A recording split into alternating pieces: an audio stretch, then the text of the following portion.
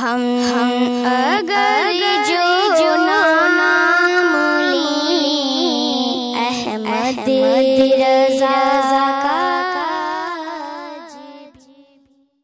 एक दिन मुझे आवाज आई, वो आवाज बड़ी खतरनाक थी, न जाने किसकी आवाज थी, और अल्फाज आवाज से भी ज्यादा खतरनाक थे। नहीं, मुझे कहूंगा वो अल्फाज तो आपको लगेगा नहीं कि खतरनाक है, क्योंकि आप उस मकाम पर नहीं है ना जिस मकाम पे मैंने सुने थे, क्योंकि आप उस मकाम पर नहीं है ना जिस मकाम पे मैंने सुने थे। तुझे इस बात की क्या परवाह है कि वो हक है या बातिल है, मुर्शिद मान लिया काफी है। तुझे इस बात की क्या परवाह है कि वो हक है या बातिल है, मुर्शिद मान लिया काफी है।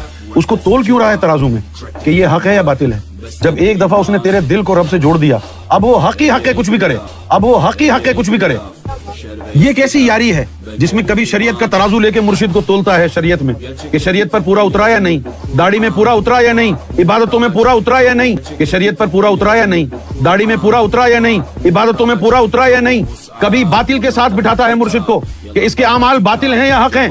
ये तराजू तोड़ दे, मुर्शिद को हक और बातिल के तराजू में न तोलना। यूके में अंग्रेज़ों की गोद में बैठकर डॉलरों पे पलने वाला यूनुस गौहर, यहूदियों का एक एजेंट, किस तरह से शरीयत और सुन्नत की मुखालिफत लोगों के और अपने चाहने वालों के दिलों के अंदर बिठाता रहता है, इसका नमूने हम वक्तन फ़वक्तन पेश करते रहते हैं।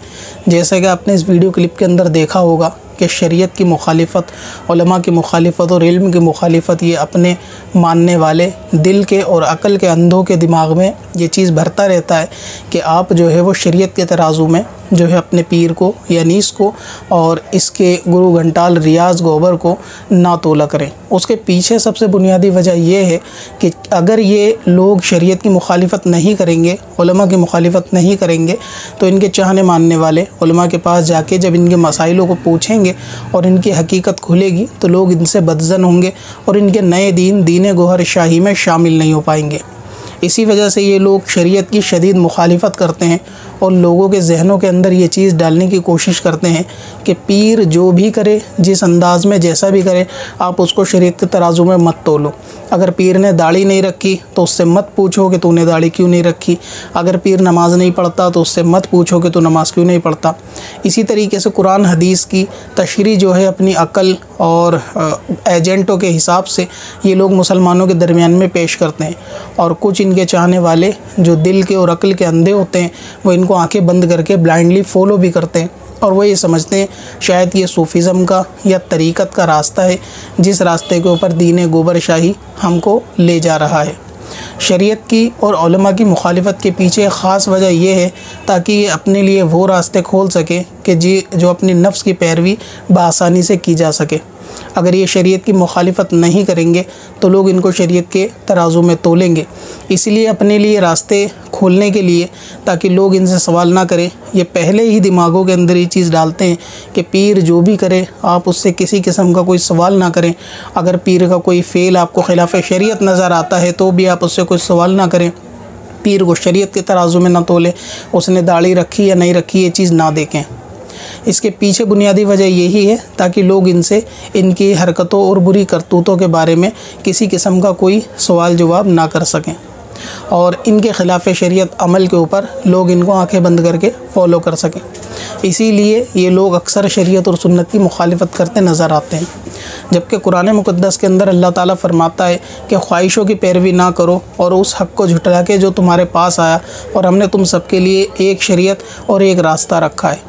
यानी एक शरीयत और एक रास्ते से मुराद कुरान पाक और नबी पाक सल्लल्लाहु अलैहि वसल्लम की सीरत है कि यही आखिरी शरीयत और यही रास्ता है।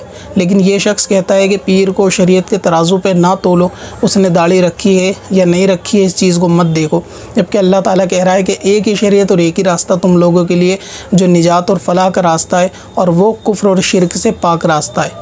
इसी तरह कुरान मुक़द्दस के अंदर जा बजा अल्लाह तबारक व तआला ने शरीयत की मुखालिफत करने वालों मुशरिकीनों की जहन्नम की वईदें भी सुनाई हैं। जहाँ भी अल्लाह तबारक व तआला ने मुसलमानों का ज़िक्र किया नमाज के साथ, रोज़े के साथ, इसने उस दोनों को अलग अलग रखा। जहाँ भी अल्लाह ताला ने मुसलमानों से ख़िताब किया, ये कहता है कि वो नमाज़ सिर्फ़ मोमिनीन के लिए है और मुसलमान पहले मोमिन बन जाए फिर नमाज़ पढ़ें।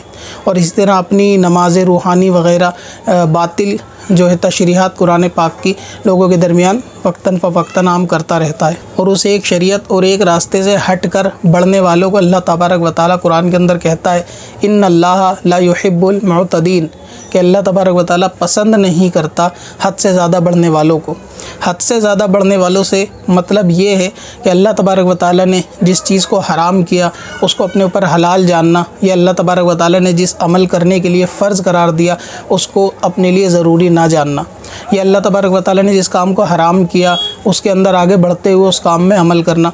ये तमाम बातें वो हैं जो अल्लाह तबारक व तआला के लिए हद से ज़्यादा बढ़ने के लिए होती हैं। यानी शरीयत ने जिस चीज़ की बाउंडेशन, जिसकी चीज़ की बाउंड्री रखी है उसको क्रॉस करके अपने लिए उस शरीयत के दायरे को तोड़ना हद से ज़्यादा बढ़ना है। अभी ये सुन्नत और शरीयत की मुखालिफत इस वजह से करते हैं ताकि इनके लिए ख़ुद आसानी हो सके। कुरान कहता है कि तुम्हारे लिए रसूलुल्लाह की सीरत बेहतरीन नमूना है। इसी तरह जिनने अल्लाह का हुक्म माना उसने रसूल का हुक्म माना, और जिसने रसूल का हुक्म माना उसने अल्लाह तबारक व तआला का हुक्म माना। रसूलुल्लाह के हुक्म के बारे में हदीसें जो है वो कसरत के साथ है कि हुज़ूर अलैहि सलाम ने फरमाया कि मूँछों को पस्त रखो, दाढ़ी को बढ़ाओ। लेकिन ये कहते हैं कि पीर अगर दाढ़ी ना रखे तो उसको दाढ़ी के तराजू में ना तोलो। इसकी वजह यही है कि जब इनकी बातों को लोग शरीयत के दायरे में तोलेंगे तो इनको झूठा पाएंगे। इसी वजह से कहते हैं कि पीर को शरीयत के दायरे में भी मत तोलो। यानी वो जो करते हैं उनको करने दो, उनको किसी बस उन पर एतमाद कर लिया, उनको पीर बना लिया, तो अब उनकी किसी बात जो कि शरीयत के खिलाफ़ भी हो उसके ऊपर आप किसी तरीके से रोक टोक ना करें। जबकि अल्लाह तबारक व तआला कहता है या अय्युहल्लज़ीना आमनु दुखुलू फिस्सिल्मी, ए ईमान वालो इस्लाम में पूरे पूरे दाखिल हो जाओ। लेकिन ये एक पाँव इस्लाम के नाम पर शरीयत की कश्ती में और एक पाँव यहूदियों के रास्ते पर रखकर मुसलमानों को बहकाने की कोशिश में है।